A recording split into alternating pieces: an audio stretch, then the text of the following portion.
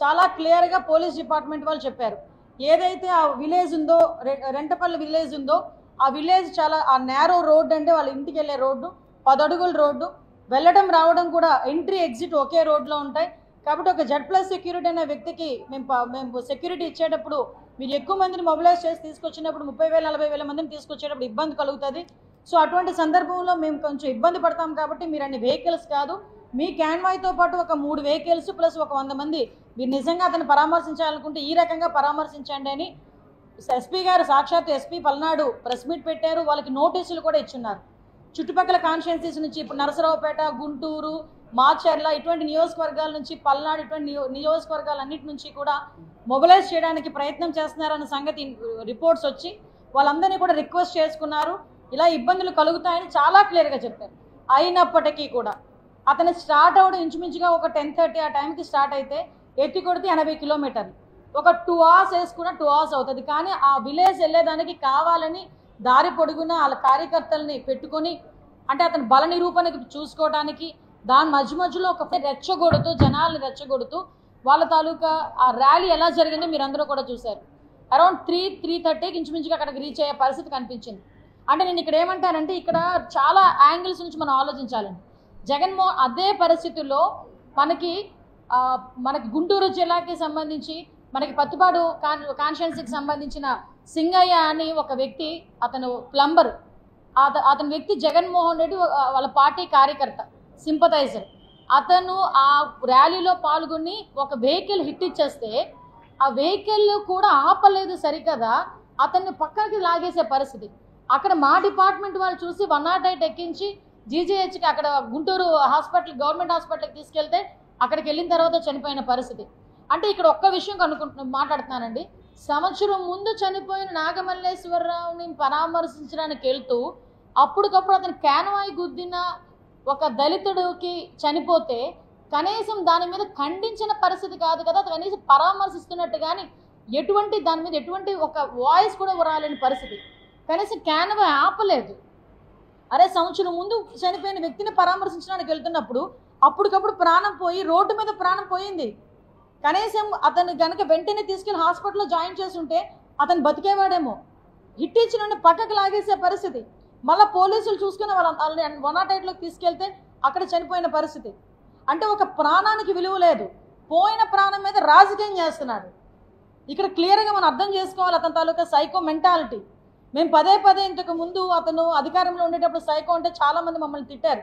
కొంతమంది ఏంటంటే అలా అంటారేంటి, సీఎం కదా అన్నారు. ఎస్, అతను చేసిన పనులు అలా ఉన్నాయి. కాబట్టి ఈరోజు ఎక్కడైనా అంటే ఈ పదం నేను చెప్పాలి, ఒక బెట్టింగ్లోని ప్రాణం పోయిన వ్యక్తికి సంబంధించిన ఒక విగ్రహ ఆవిష్కరణకి ఒక ఎక్స్ సీఎం వెళ్ళటం నాకు తెలిసి ప్రపంచంలో ఫస్ట్ టైం అయి ఉంటుంది.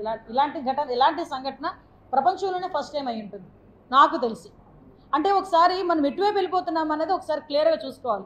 కనీసం ఆ దళితుడు చనిపోయిన తర్వాత ఆ దళితుడు ఎందుకు చనిపోయాడు, ఎలా చనిపోయాడు కనీసం పరామర్శించిన పరిస్థితి కాదు కదా, క్యాన్వాయ్ కూడా ఆపుకొని వెళ్ళిపోయాడు. నేను ఒక సంఘటన గుర్తు చేస్తానండి.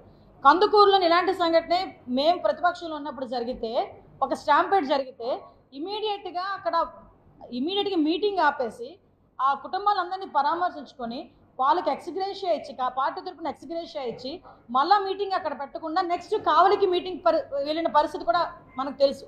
అంటే ఒక రెస్పాన్సిబిలిటీ ఉన్న నాయకుడు, రాజకీయ నాయకుడు చేయాల్సిన పని అది.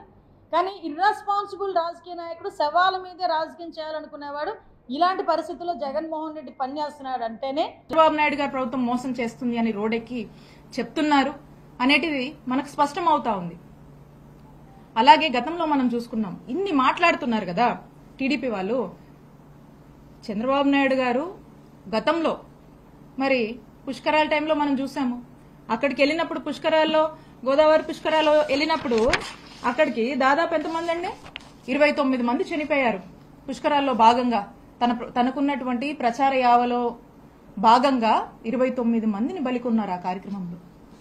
అలాగే రా కదలరా అని చెప్పేసి ఇరుకు సందుల్లో ప్రోగ్రాం పెడితే జనం ఎక్కువ కనిపిస్తారు, వాళ్ళ యొక్క డ్రోన్ కెమెరా షాట్స్ కి కావచ్చు, వాళ్ళ ఆర్భాటాన్ని చూపించుకోవడానికి ఇరుకు సందులో ప్రోగ్రాం పెట్టి చంద్రబాబు నాయుడు గారు అప్పుడు ఎంతమందిని బలిగొన్నారండి? ఆ టైంలో కందుకూరులో 8 మంది చనిపోయారు. అంతెందుకు, మన గుంటూరులో ఉయ్యూరు ఫౌండేషన్ లో చీరలు పంచుతామని అమాయకపు మహిళలకు ఆశ చూపి ఆ కార్యక్రమంలో మరి వాళ్ళు పాల్గొంటే తొక్కిసలాట్ అయిపోయి 3 చనిపోయారు. కనీసం పట్టించుకోలేదు. మేమందరం వెళ్ళాం ఆ రోజు. 3 మహిళలు చనిపోయారు ఆ రోజున. తిరుపతిలో మనం చూసాము. ఆ క్యూ లైన్ లో మరి 6 చనిపోయారు. దాదాపు 53 మందికి పైగా చంద్రబాబు నాయుడు గారి కార్యక్రమాల వల్ల ఆయన యొక్క ప్రచార యావకు బలైపోయినటువంటి వారు. నేను అడుగుతా ఉన్నాను చంద్రబాబు నాయుడు గారిని, మరి ఈ హత్యలన్నీ ఏంటి? చంద్రబాబు నాయుడు గారు వీటికి సమాధానం చెప్పాలి.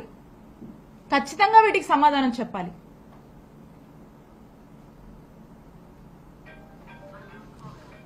ఇలా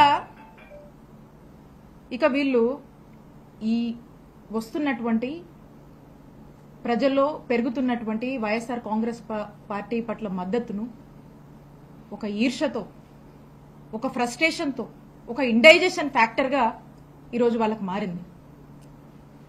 ఇక దీంట్లో భాగంగా ఎక్కడికక్కడ జగన్మోహన్ రెడ్డి గారు వస్తే జనం వస్తున్నారు. ఆ జనం వచ్చారంటే ఈ కూటమి ప్రభుత్వం వాళ్ళ యొక్క డైల్యూషన్, వాళ్ళు డిగ్రేడ్ అయిపోతున్నారు ప్రజల్లో. కూటమి ప్రభుత్వం యొక్క ఉనికి తగ్గుతుంది, ఈ ప్రభుత్వం ఫెయిలియర్ అని చెప్పి ప్రజలు మాట్లాడుతున్నారు అనేటువంటి విషయాన్ని గ్రహించుకొని వీళ్ళు ఇక ఏదో ఒక డైవర్షన్ పాలిటిక్స్ చేస్తూ ఉంటారు. మనం చూస్తూ ఉన్నాం. రీసెంట్ టైమ్స్ లో ఒక పెద్ద మనిషి మాట్లాడుతూ ఉన్నారు. ఎవరో పెద్ద మనిషి అంటే ఎవరో కాదు, చంద్రబాబు నాయుడు గారు మాట్లాడుతూ జగన్మోహన్ రెడ్డి గారిని భూస్థాపితం చేస్తారట. ఆయన చెయ్యాలని ఉందట. దాని గురించి చంద్రబాబు నాయుడు గారు మాట్లాడుతున్నారు. మరి ఏదైతే ఆయన మాట్లాడుతున్నారో ఆయన పార్టీకి సంబంధించినటువంటి లీడర్స్ రీసెంట్ గా చూసాం మనం, బుచ్చయ్య చౌదరి గారు, ఆయన ఏం మాట్లాడుతున్నారు? ఆయన కూడా అదే ఇంకేదో మాట్లాడుతున్నారు ఆయనైతే.